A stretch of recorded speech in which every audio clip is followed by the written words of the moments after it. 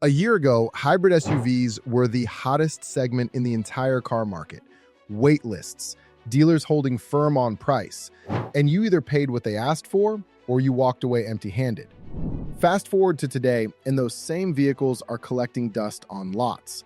Months of inventory, no buyers moving them, and suddenly the same hybrid market that looked untouchable is starting to crack. Most people shopping right now have no idea how fast it shifted. I pulled together the latest market data on 10 hybrid SUVs that went from waitlist to dead weight in 2026. We're going from bad to completely unsalvageable. And I'm saving you number one for last. That one's going to catch you off guard. Before we dive in, here's what's fueling all of it. Tariffs on Korean and Japanese components hit hard in 2026. Automakers responded by passing the cost straight to the buyer. MSRPs went up. At the same time, pure EVs got cheap enough to compete directly with hybrid pricing, which means the whole value argument for going hybrid got a lot harder to make. Buyers are doing the math and walking away, and the inventory numbers tell the rest of the story. Let us get into it. Number 10, Ford Escape Hybrid. The Escape Hybrid runs from $33,890 all the way to nearly $47,000 depending on trim. That wide spread reflects an identity problem that's been following this vehicle for years.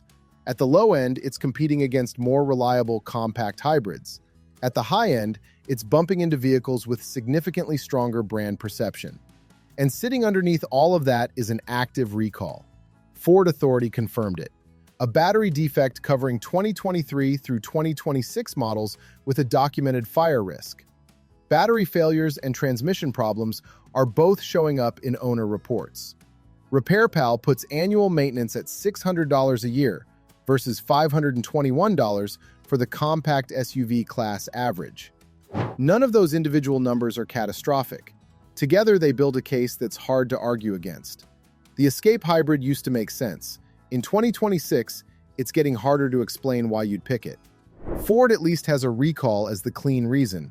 The next one is bleeding for something buyers can't even spot on the window sticker.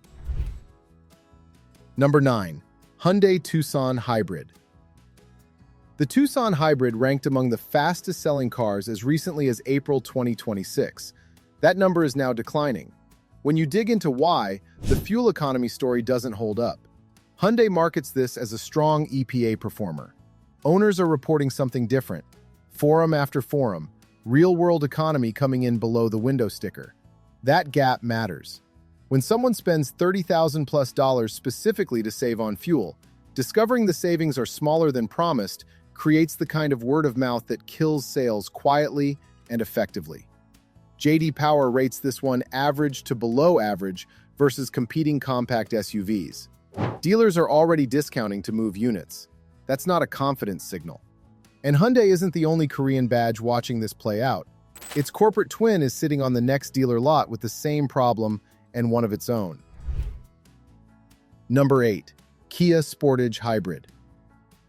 The Sportage Hybrid starts at $30,490 and sits essentially shoulder to shoulder with the Tucson in price and positioning. They're splitting the same buyer pool, which makes both vehicles weaker. But the Sportage has its own problems independent of the competition. Consumer Reports specifically flags the hybrid battery and exhaust system as problem areas. Electronics and brake reliability come in below the compact SUV class average. J.D. Power calls it average. In a market where buyers have more options than ever and hybrid headwinds are real, average isn't enough of a case. The EV alternatives at similar prices are eliminating the fuel savings math entirely, and an average hybrid with flagged components doesn't have much left to stand on. At least Kia is still building them. The next vehicle on this list isn't. Number 7, Jeep Wrangler 4xe. Production has been halted. No new 2026 units are being built. Stellantis has not announced a restart date. That's where the 4xe story begins in 2026, and it only gets worse from there. Jeep stopped production because of a high-voltage battery defect causing fires. The recall covers every Wrangler 4xe from 2020 through 2025, and the Grand Cherokee 4xe from 2022 through 2026. Consumer Reports named it the most unreliable midsize SUV on the market. No asterisks on that rating. The used units sitting on lots right now have unresolved recalls on them. Buyers who know the history are avoiding them. Buyers who don't know the history are the ones dealers are hoping walk through the door. A fire recall is the loud way to lose buyers. The next one shows you the quiet way, and the dollar figures are just as ugly. Number 6. Chevrolet Equinox. The Equinox situation is mostly about what happens after you drive it off the lot. Depreciation on the hybrid and EV versions of this platform runs around 57% over 5 years. If you bought at $40,000, you're looking at a $25,000 to $28,000 car in 3 years. That's $4,500 to $5,000 gone in the first 3 years alone. Battery health plays a major role in where exactly you land on that curve, which makes resale value less predictable than most buyers are comfortable with.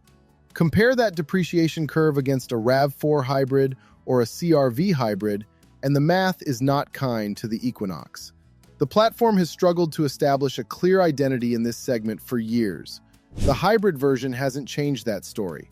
Chevrolet at least gave buyers the choice to walk past it. The next brand on this list took the choice away entirely. Number 5. Hyundai Santa Fe Hybrid. This one is a little different from everything else on the list. The Santa Fe Hybrid is actually a solid vehicle on its own terms. 36 city, 35 highway, up to 637 miles of range, and J.D. Power rates the hybrid model positively. The problem isn't the car. The problem is the strategy behind it. Hyundai made 2026 the first full year where the Santa Fe is hybrid only. No gas option anymore. If you want a Santa Fe, the hybrid platform comes with it whether you asked for it or not. And a lot of buyers didn't ask for it. They're not anti-hybrid. They just didn't want to pay hybrid pricing for a vehicle they would have bought in gas form. Inventory is building because Hyundai forced that decision on the buyer. The market responded by quietly shopping the 2024 and 2025 gas models still available used. Hyundai forced the hand, and the hand pushed back. So far, we've stayed in the mainstream tier where the dollar damage is bad. From here on, the damage starts getting expensive in a different league. Quick one. If this kind of data-backed breakdown is useful to you, hit that like button. It genuinely helps the channel. Back to it. Number 4. Volvo XC60 Recharge.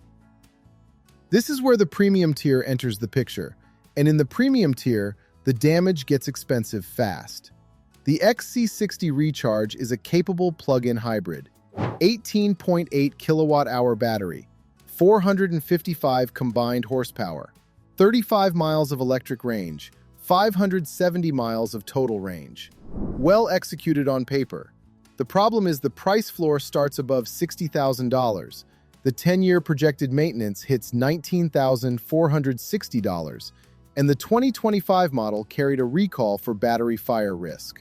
The 2026 model didn't change the hybrid system.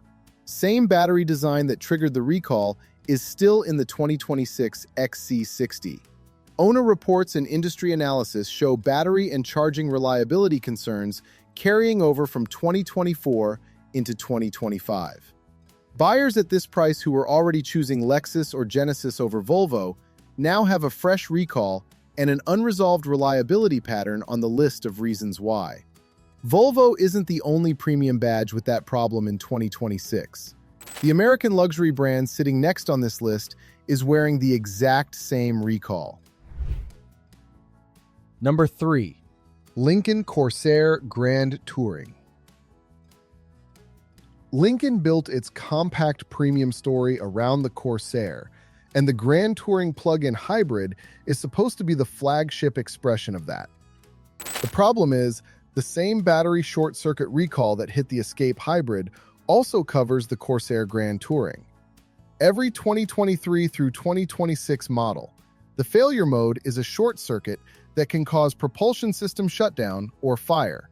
No crashes or injuries reported yet, but an active fire risk recall on a $55,000 plus vehicle ends a lot of test drives before they start. Consumer Reports predicts average reliability for 2026. Ford's brand-level depreciation is bleeding into the Lincoln premium positioning, and the pricing doesn't reflect any of that.